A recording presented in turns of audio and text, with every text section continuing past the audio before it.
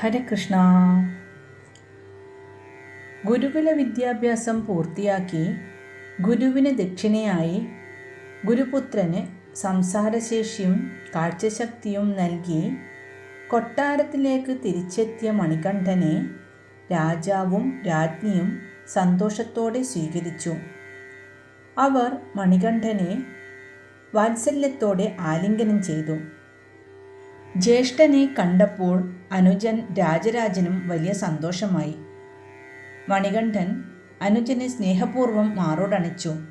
ആ സഹോദരന്മാരുടെ സ്നേഹപ്രകടനങ്ങൾ കണ്ട് രാജാവും റാണിയും അത്യധികം സന്തുഷ്ടരായി. സകല വേദങ്ങളും ശാസ്ത്രങ്ങളും ആയുധവിദ്യകളും സമർത്ഥമായി അഭ്യസിച്ചെത്തിയ പുത്രനെ ഉത്തരവാദിത്തമുള്ള ചുമതലകൾ നൽകണമെന്ന് രാജശേഖരൻ തീരുമാനിച്ചു. രാജസദസ്സിലേക്ക് രാജാവ് മണികണ്ഠനെ വിളിച്ചു വരുത്തി. സകലരും കേൾക്കെ രാജശേഖരൻ ഇപ്രകാരം പ്രഖ്യാപിച്ചു: നമ്മുടെ മൂത്തപുത്രൻ മണികണ്ഠനെ നാം സൈന്യാധിപനായി നിയമിക്കുന്നു. പന്തളം സൈന്യത്തിൻ്റെ ചുമതല ഇനി മുതൽ മണികണ്ഠനായിരിക്കും. സ്വതേ ദുർബലമായ നമ്മുടെ സൈന്യത്തെ നവീകരിക്കാനും ശക്തിപ്പെടുത്താനും മണികണ്ഠന് സാധിക്കും. ഇതുകേട്ട് രാജസദസ്സിലുള്ള എല്ലാവർക്കും സന്തോഷമായി. പക്ഷേ മന്ത്രിക്ക് മാത്രം അതിൽ സന്തോഷം തോന്നിയില്ല. മണികണ്ഠനെ രാജാവ് കൊട്ടാരത്തിലേക്ക് കൊണ്ടുവന്നതുപോലും മന്ത്രിക്ക് ഇഷ്ടമായിരുന്നില്ല. സന്തതിയില്ലാതെ രാജകുടുംബം വേഗത്തിൽ ക്ഷയിക്കുമെന്നും രാജഭരണം തൻ്റെ കയ്യിലെത്തുമെന്നും കണക്കുകൂട്ടിയിരുന്ന മന്ത്രിക്ക് മണികണ്ഠൻ്റെ രംഗപ്രവേശം കനത്ത ആഘാതം തന്നെയായിരുന്നു.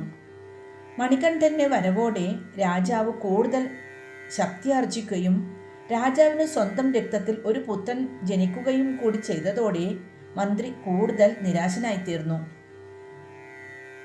ഗുരുകുല വിദ്യാഭ്യാസം കഴിഞ്ഞെത്തിയ മണികണ്ഠനെ രാജാവ് സൈന്യാധിപനായി നിയമിച്ചത് മന്ത്രിയുടെ പ്രതീക്ഷകളെ തകിടം മറിക്കുക തന്നെ ചെയ്തു. മന്ത്രി എന്ന നിലയിൽ താനുമായി കൂടി ആലോചിക്കുക പോലും ചെയ്യാതെ രാജാവ് സ്വന്തമായി തീരുമാനം പ്രഖ്യാപിച്ചതിൽ മന്ത്രിക്ക് കടുത്ത അതൃപ്തി ഉണ്ടായിരുന്നെങ്കിലും അത് പുറമേ കാണിച്ചില്ല.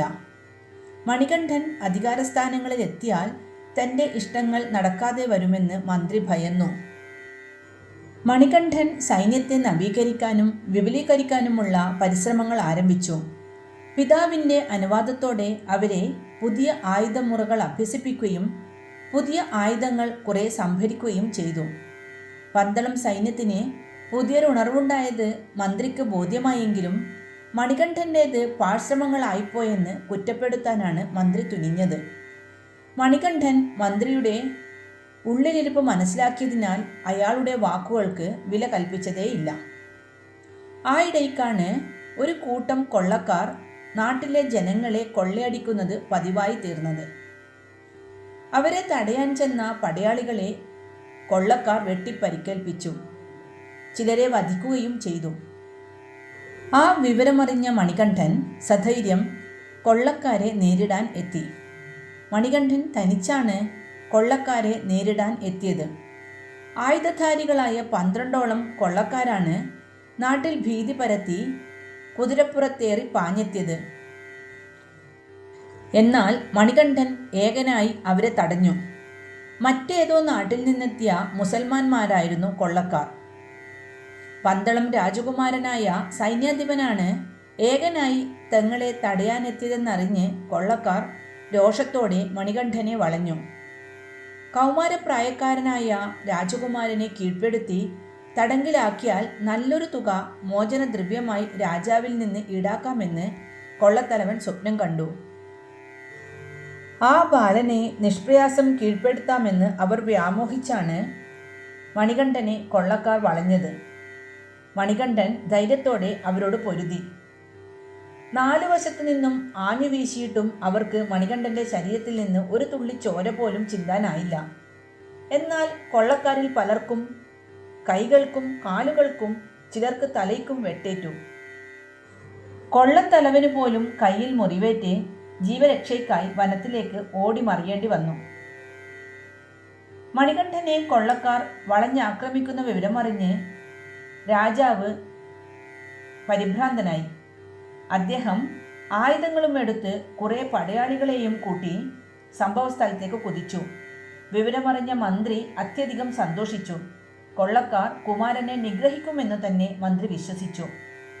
മണികണ്ഠൻ കൊള്ളക്കാരെ പരാജയപ്പെടുത്തി പലായനം ചെയ്യിച്ചു കഴിഞ്ഞാണ് രാജാവും കൂട്ടരും അവിടെ എത്തിയത്. ദേഹത്ത് ഒരു പോറൽ പോലും ഏൽക്കാതെ വിജയശ്രീ ലാളിതനായി നിൽക്കുന്ന കുമാരനെ കണ്ട് രാജാവ് അത്ഭുതപ്പെട്ടുപോയി. ഓടിക്കൂടിയ ജനങ്ങൾ രാജകുമാരന്റെ വീരത്വത്തെ പുകഴ്ത്തുന്നതുകൂടി കേട്ടപ്പോൾ രാജാവിന് സന്തോഷം അടക്കാനായില്ല. അദ്ദേഹം തേരിൽ നിന്നും ചാടിയിറങ്ങി മണികണ്ഠനെ ഗാഢമായി ആലിംഗനം ചെയ്തു. മണികണ്ഠനെയും കൂട്ടി വിജയഭേരി മുഴക്കി രാജാവും കൂട്ടരും മടങ്ങിയെത്തിയപ്പോൾ കൊട്ടാരമാകെ ഒന്നുണർന്നു. സകലരും മണികണ്ഠനെ പ്രശംസിച്ചു. റാണിയും ഓടിച്ചെന്ന് മകനെ ആലിംഗനം ചെയ്ത് അഭിനന്ദിച്ചു. മന്ത്രിക്ക് മാത്രം അത് വിശ്വസിക്കാനായില്ല. മഹാശക്തന്മാരായ കൊള്ളക്കാരെ ഒരു ബാലന് തനിച്ചു പരാജയപ്പെടുത്താൻ കഴിയുന്നതെങ്ങനെ? അസാധ്യമായ കാര്യങ്ങൾ ചെയ്യാനുള്ള കഴിവ് ഇവനുണ്ടെന്ന് എങ്ങനെ വിശ്വസിക്കും? മന്ത്രി വ്യാകുല ചിത്തനായി. കാര്യങ്ങൾ തന്റെ കൈവിട്ടു പോകുന്നതോർത്ത് മന്ത്രി നിരാശയിലാണ്ടു. എല്ലാവരും മണികണ്ഠനെ പ്രശംസിക്കുമ്പോൾ താൻ മാത്രം ഒന്നും പറയാതിരിക്കുന്നത് ശരിയല്ലല്ലോ എന്നു കരുതി മന്ത്രി ഇങ്ങനെ പറഞ്ഞു: കൊള്ളക്കാരുടെ ഉപദ്രവം അടുത്ത കാലത്താണ് നമ്മുടെ രാജ്യത്ത് അനുഭവപ്പെട്ടു തുടങ്ങിയത്. അവർ എണ്ണത്തിൽ കൂടുതലാണ് താനും. അങ്ങനെയിരിക്കെ സൈന്യാധിപൻ ഒറ്റയ്ക്ക് ആയുധധാരികളും യുദ്ധനിപുണന്മാരുമായ അവരോട് പൊരുതാൻ പോകുന്നത് അത്ര നന്നല്ല. ഇത്തവണ ഭാഗ്യത്തിന് ആപത്തൊന്നും സംഭവിച്ചിട്ടില്ലെന്നേയുള്ളൂ. രാജാവും സൈന്യവും പുറപ്പെട്ടതറിഞ്ഞ് ഭയന്നാവും അവർ പലായനം ചെയ്തത്. രാജാവ് അവിടെ എത്തിയിരുന്നില്ലെങ്കിൽ കുമാരൻ അപകടത്തിൽപ്പെട്ടേനെ. വീരത്വം കൊണ്ടല്ല, ദൈവാനുഗ്രഹം കൊണ്ടാണ് തൽക്കാലം രക്ഷപ്പെട്ടതെന്ന് ഓർക്കുന്നത് നന്ന്. മന്ത്രിയുടെ വാക്കുകൾ ആർക്കും ഇഷ്ടപ്പെട്ടില്ല. എങ്കിലും ആരും അതിനെ എതിർത്ത് അഭിപ്രായം പുറപ്പെടുവിച്ചില്ല. എല്ലാം കേട്ടുകൊണ്ടിരുന്ന മണികണ്ഠൻ പുഞ്ചിരിയോടെ ഇങ്ങനെ പറഞ്ഞു: മന്ത്രി പറഞ്ഞത് ശരിയാണ്. ദൈവാനുഗ്രഹം കൊണ്ടാണ് എനിക്ക് കൊള്ളക്കാരെ ഓടിക്കാൻ കഴിഞ്ഞത്. എൻ്റെ വീരത്വമോ പരാക്രമമോ കൊണ്ടാണെന്ന് ഞാൻ പറയുന്നില്ല. ഏതായാലും നാട്ടുകാരെ കൊള്ളയടിക്കാൻ ഞാൻ അവരെ അനുവദിച്ചില്ല. ഇനി അനുവദിക്കാനും പോകുന്നില്ല. ആക്രമികളെയും ദ്രോഹികളെയും അമർച്ച ചെയ്യാൻ ഇനിയും ഞാൻ മുന്നിട്ടിറങ്ങും. അതിനു ഞാൻ മടിക്കില്ല. മണികണ്ഠന്റെ വാക്കുകൾ കേട്ട് രാജാവ് പറഞ്ഞു: മകനെ, കൊള്ളക്കാരെ തോൽപ്പിച്ച് വനത്തിലേക്ക് ഓടിച്ചതുപോലെ ഒരു കൃത്യം കൂടി നിർവഹിക്കാനുണ്ട്. നിന്റെ മിടുക്കുകൊണ്ട് വിജയം കൈവരിക്കാനാവൂ. ആരാണ് നമ്മുടെ പ്രജകളെ ദ്രോഹിക്കുന്നത്? പറയൂ.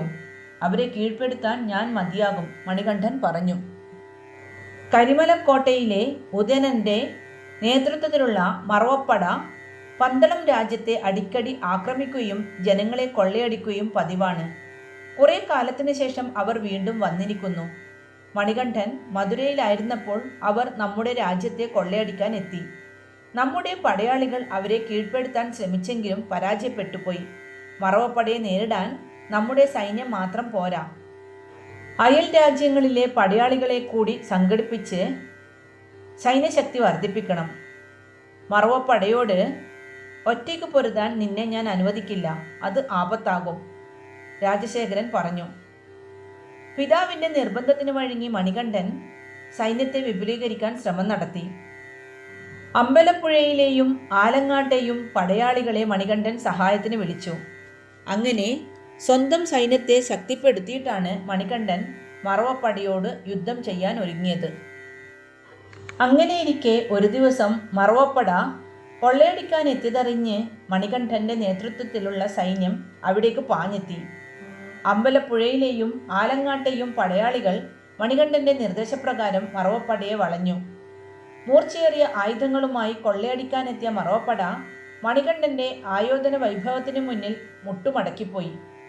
അമ്പലപ്പുഴയിലെയും ആലങ്ങാട്ടെയും പടയാളികൾ മണികണ്ഠന്റെ നിർദ്ദേശപ്രകാരം ശേഷിച്ചവരെ കീഴ്പ്പെടുത്തി അടിയറവ് പറയിക്കുകയും ചെയ്തു.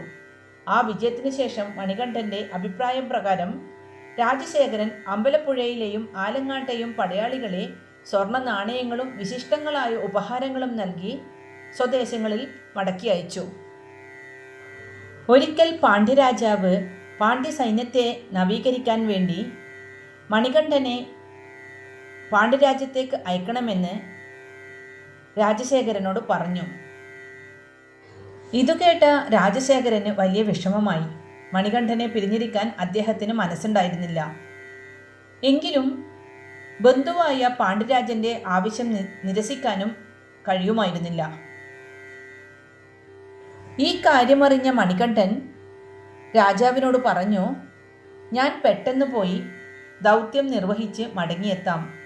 എനിക്കും നിങ്ങളെ പിരിഞ്ഞിരിക്കുന്നത് ഇഷ്ടമുള്ള കാര്യമല്ല. പാണ്ഡ്യ രാജവംശത്തിൻ്റെ ആസ്ഥാനം മധുരയായിരുന്നു. മണികണ്ഠൻ മധുരയിലെത്തി കൊട്ടാരത്തിൽ ചെന്ന് പാണ്ഡ്യരാജാവിനെ മുഖം കാണിച്ചു. അവർ മണികണ്ഠനെ സന്തോഷത്തോടെ സ്വീകരിച്ചിരുത്തി തങ്ങളുടെ സേനയെ നവീകരിക്കാനുള്ള കാര്യം പറഞ്ഞു. അപ്പോൾ മണികണ്ഠൻ പറഞ്ഞു, എനിക്ക് അച്ഛനെയും അമ്മയും പിരിഞ്ഞിരിക്കാൻ ബുദ്ധിമുട്ടുണ്ട്. അതുകൊണ്ട് എത്രയും വേഗം അങ്ങയുടെ സേനയെ നവീകരിച്ച് എനിക്ക് നാട്ടിലേക്ക് മടങ്ങിപ്പോകണം. അതുകൊണ്ട് സേനാ നവീകരണം നാളെ മുതൽ തന്നെ തുടങ്ങാം. പാണ്ഡ്യരാജാവ് അത് സമ്മതിച്ചു. മന്ത്രിയെയും സേനാനായകനെയും രാജാവ് വരുത്തി. സേനാ നവീകരണം എങ്ങനെ വേണമെന്ന് അവർ കൂട്ടായി ആലോചിച്ചു തീരുമാനമെടുത്തു. യുദ്ധമുറകൾ അഭ്യസിപ്പിക്കുന്നത് എങ്ങനെയെന്ന് മണികണ്ഠൻ അവർക്ക് വിവരിച്ചു കൊടുത്തു.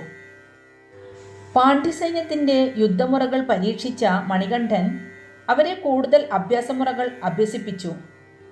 ഈ പരിശീലനം നേരിൽ കണ്ട രാജാവിനും സന്തോഷമായി. പാണ്ഡ്യ സൈന്യത്തിൻ്റെ ആയുധശേഖരം പരിശോധിച്ച മണികണ്ഠൻ നവീനമായ ചില ആയുധങ്ങൾ കൂടി ഉൾപ്പെടുത്തണമെന്ന് രാജാവിനോട് അഭിപ്രായപ്പെട്ടു. അതിൻ്റെ മാതൃകയും ശത്രുക്കളിൽ അവ ഏൽപ്പിക്കുന്ന ആഘാതം എന്തായിരിക്കുമെന്നും മണികണ്ഠൻ അവർക്ക് പറഞ്ഞുകൊടുത്തു. പാണ്ഡ്യരാജാവ് അതെല്ലാം അംഗീകരിച്ചു. അദ്ദേഹത്തിന് മണികണ്ഠനിൽ വിശ്വാസവും ആദരവും വർദ്ധിച്ചു. പന്തളം രാജകുമാരനെ നേരിൽ കണ്ട പ്രജകൾക്കും മണികണ്ഠൻ ഒരു അതിശയ പുരുഷനായി മാറി. ആരോഗ്യ ദൃഢഗാത്രനും സുന്ദരനുമായ മണികണ്ഠനോട് പാണ്ഡ്യ ജനതയ്ക്ക് ആദരവും സ്നേഹവും വർദ്ധിച്ചു. ആദരിക്കേണ്ടവരെ ബഹുമാന സൂചകമായി തമിഴ്നാട്ടുകാർ അയ്യൻ എന്നാണ് സംബോധന ചെയ്യാറുള്ളത്. മുതിർന്നവരും കുട്ടികളും സ്ത്രീകളുമെല്ലാം മണികണ്ഠനെ അയ്യൻ എന്നു സ്നേഹത്തോടെയും ആദരവോടെയും സംബോധന ചെയ്യാൻ തുടങ്ങി. മണികണ്ഠന് അയ്യപ്പൻ എന്ന പേര് സിദ്ധിക്കാൻ ഇതും ഒരു കാരണമായിട്ടുണ്ടെന്ന് വിശ്വസിക്കപ്പെടുന്നു. സ്വാമി ശരണമയ്യപ്പ.